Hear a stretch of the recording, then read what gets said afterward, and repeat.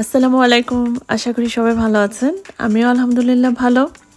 আজকে খুব সুন্দর আর মজার আর সহজ একটা জুসের রেসিপি নিয়ে আসলাম। আমি বানাবো আজকে আঙুরের জুস।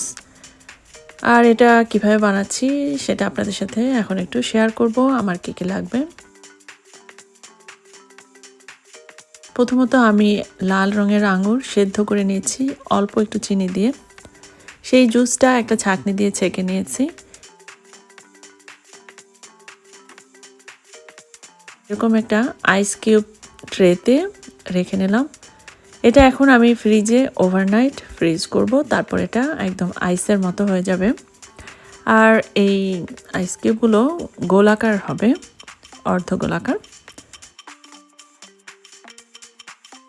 এখানে আমি দুটো গ্লাস নিয়ে নিলাম পরিষ্কার কাচের। তার মধ্যে আমি যে আইস করে রেখেছিলাম সেই আঙুরের জুসটা, সেগুলো এক এক করে এই গ্লাসে দিয়ে দেব।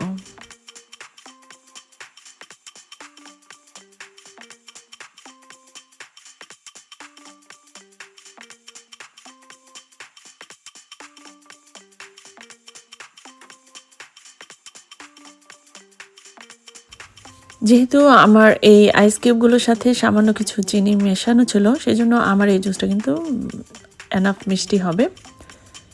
তার সাথে আমি এখানে অ্যাড করে দিচ্ছি একটা নারিকেলের জুস। এটাও আমি ফ্রিজে ঠান্ডা করে নিয়েছি, কারণ এই জুসটা হবে ঠান্ডা ঠান্ডা। গরমে এরকম একটা জুস হলে আর কিছুই লাগে না। বাচ্চারাও এর রূপে গুণে খুশি হয়ে এই জুসটা খাবে, তাই আপনারা বাচ্চাদেরকেও এই জুসটা দিতে পারবেন। এবারে এই কোকোনাট জুসের সাথে আইস কিউবগুলো মিশিয়ে আমি ঠান্ডা এই জুসটা পরিবেশন করব। হয়ে গেল আমার আঙ্গুরের জুস। এটা দেখতেও খুব সুন্দর, খেতেও খুব মজার। আশা করি আপনাদের কাছে আমার আজকের এই জুস রেসিপিটা ভালো লাগবে। ভালো লাগলে অবশ্যই একটি লাইক দেবেন। আর যারা এখনও সাবস্ক্রাইব করেনি তারা সাবস্ক্রাইব করে রাখবেন, আর বেল বাটনে অল নোটিফিকেশন সেট আপ করে রাখবেন, তাহলে সবসময় আমার নতুন ভিডিওর নোটিফিকেশন আপনি পাবেন। যদি ভালো লাগে আর একদম ইউনিক একটা রেসিপি মনে হয়, তাহলে কিন্তু আপনার ফ্রেন্ডস অ্যান্ড ফ্যামিলির সাথে এটা শেয়ার করতে পারেন। এই ছিল আমার আজকের রেসিপি। আবার চলে আসবো ইনশাল্লাহ নতুন একটা রেসিপি নিয়ে। সবাই ভালো থাকবেন। আল্লাহ হাফেজ।